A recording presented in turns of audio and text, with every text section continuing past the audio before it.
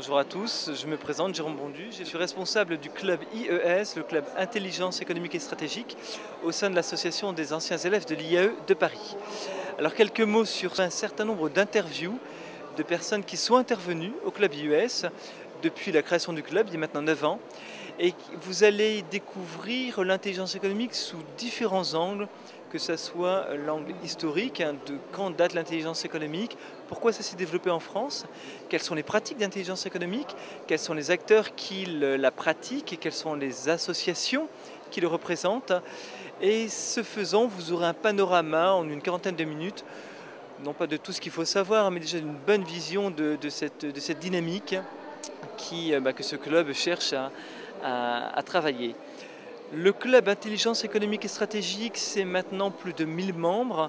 C'est au jour d'aujourd'hui 64 conférences qui ont été organisées.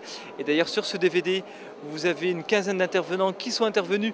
Pour les autres, le compte-rendu vous attend sur le site du club IES. Ce club, c'est 10 conférences par an. Je vous y invite bien évidemment. Vous trouverez le planning des conférences sur le site des anciens élèves de l'IAE. Venez, vous aurez toujours le même schéma, c'est-à-dire un conférencier qui pendant 1 heure va vous présenter un thème, un débat avec la salle et un cocktail. Parce que bien évidemment, ce club a pour ambition, entre autres, mais a pour ambition de créer un réseau entre professionnels pour l'échange d'informations et une progression constante sur ce domaine extrêmement intéressant mais aussi très évolutif où il faut sans cesse être tenu au courant de ce qui se passe parce que les deux composantes de l'intelligence économique, les réseaux humains et la technique et les outils, les systèmes de veille évoluent très vite. Merci et à très bientôt. Bruno Barandas, vous êtes intervenu au club IES sur le thème de la création d'entreprise.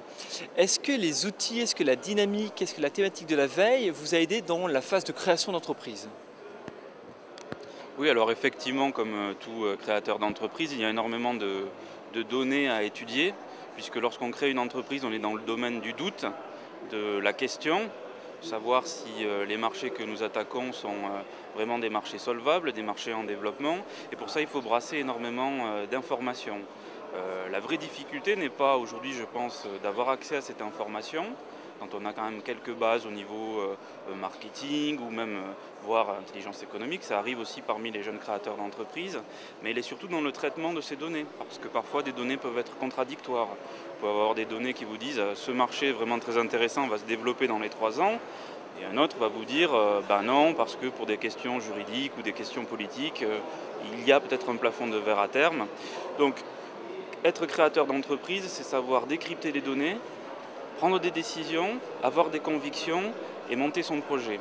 Donc je pense que la base de la création d'entreprise, dans un premier temps, alors ça passe par les études de marché, ça passe par toutes ces phases préparatoires à la création de l'entreprise, forcément, obligatoirement, il y a une nécessité à faire de la veille et une nécessité à étudier son environnement concurrentiel et son environnement de marché. Donc oui, la veille est absolument indispensable à la création d'une entreprise.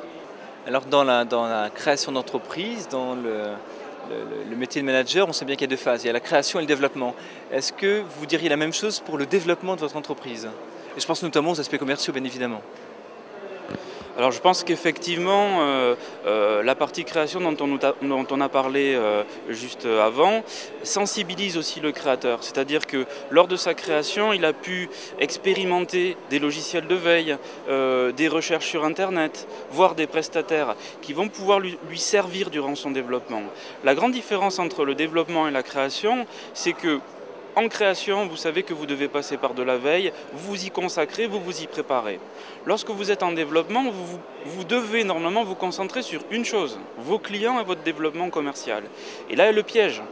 Parce que vous pouvez, donc, de par cette stratégie commerciale évidente, il faut que le business commence, oublier de continuer en parallèle à faire de la veille.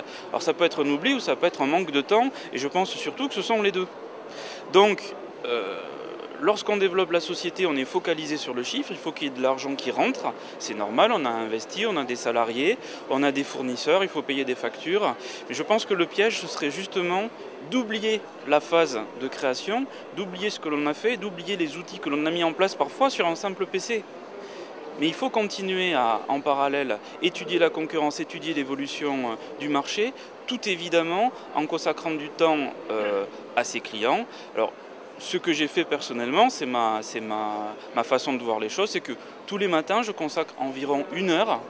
Sauf cas exceptionnel, certains lisent la presse.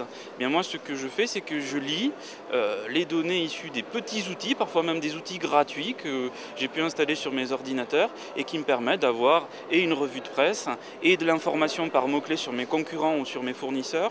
Et je pense que c'est un élément essentiel. Même parfois, vous avez des outils qui vous envoient des alertes par email sur un mot-clé. Google fait ça très bien d'ailleurs, avec des résultats plus ou moins légitimes, on va dire. Je pense qu'il faut s'y forcer, il faut absolument consacrer un minimum de temps, au moins 1 fois par semaine, à étudier son environnement. Alors je pense aussi que le club IAE, le club IES de l'IAE n'y est pas pour rien. Évidemment, moi j'ai été sensibilisé à toutes ces problématiques tout au long des conférences. Il est vrai que tous les chefs d'entreprise n'ont pas eu la chance d'être sensibilisés à ces éléments-là. Et c'est en ça que je pense que la participation au club IES a été vraiment un déclencheur pour moi à ce niveau. Nous avons créé une prestation qui s'appelle Visualid, moyennement un abonnement. On met un tag sur les pages de nos abonnés, ou plutôt ce sont nos abonnés qui mettent un tag sur les pages grâce à notre solution.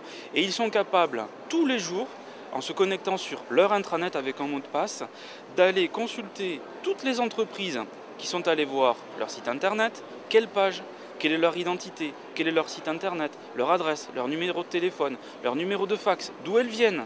Ont-elles trouvé le site du club IES en tapant Association Intelligence Économique ou je ne sais pas, Jérôme Bondu? Eh bien ces informations-là, elles sont stratégiques.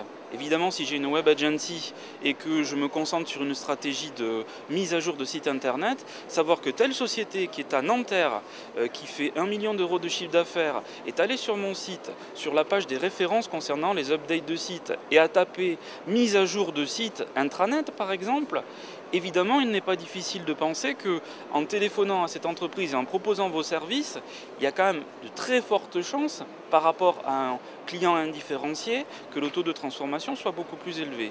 Donc aujourd'hui, c'est ce que nous proposons, quelque chose de très simple, très opérationnel, puisque dans l'entreprise, nous avons essentiellement des besoins opérationnels, pas forcément des grandes stratégies, mais des choses qui fonctionnent simplement, sans nécessiter trop de formation, quelque chose de pratique. Vous vous abonnez tous les mois, vous mettez un simple tag sur vos pages et vous accédez sans aucune connaissance informatique à ces données. Donc c'est comme ça que moi je vois l'intelligence économique, quelque chose d'efficace, de pratique et surtout de pas trop chronophage. C'est là le danger. Voilà.